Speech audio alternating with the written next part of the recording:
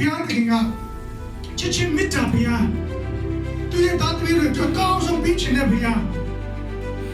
အဆုဖိတ်ကနေကျွန်တော်အများနဲ့ကြွယ်ကခြင်းတဲ့ဘုရားလို့ကျွန်တော်ပြောပြီးပဲဘာလို့ကျွန်တော်တို့ကိုတခါတလေဆုခင်လာခြင်းတဲ့နေရာမှာဘာလို့ကျွန်တော်တို့ပူဆောင်လာလဲမှားပြီးခြင်းနဲ့ဘုရားကတခါတလေကျွန်တော်တို့ကိုဆုခင်လာမှာလာရှောက်ခိုင်းတဲ့ခြင်းကကျွန်တော်ကိုရင့်ချက်စေခြင်းလို့ဖြစ်တယ်။တာမာနဲ့ယုံကြည်သူထိုင်ကနဲ့ယုံကြည်သူဖြစ်စီဘုရားကကျွန်တော်တို့ကိုရှောက်ခိုင်းတာဖြစ်ပါတယ်။အထူးသဖြင့်ဘုရားကသူ့ရဲ့သူပါရှိခြင်းကိုကျွန်တော်တို့သိစေခြင်းလို့ဘာလို့လဲဆိုတော့ခက်ဆိုတာကကျွန်တော်တို့က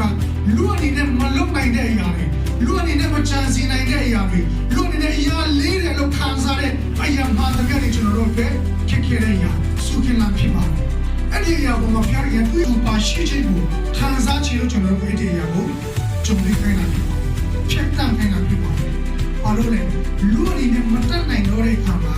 ဘုရားကိုကျွန်တော်တို့အများကြီးခေါင်းလာရှိတယ်။အဲ့ဒီဘုရားကအဲ့လိုပြောချင်တာဆုခင်လိုက်တဲ့တော့ခက်ခဲများစွာထဲမှာကျွန်တော်တို့ပြန်လဲဆွဲခေါ်တာပါတွေ့လဲဆိုသူရဲ့အတူပါရှိခြင်းကိုသိစေချင်တယ်။နောက်တစ်ချက်ကသူရဲ့မေတ္တာကိုခံစားစေချင်တယ်။မိဘရဲ့မေတ္တာတကယ်ချင်းရဲ့မေတ္တာဒီကုမောင်မရဲ့မေတ္တာဘာလို့ပြပြကိုခံစားရတဲ့တာပေးတာလဲ။သူရဲ့မေတ္တာနဲ့ကျွန်တော်တို့ပြောဆိုချင်တယ်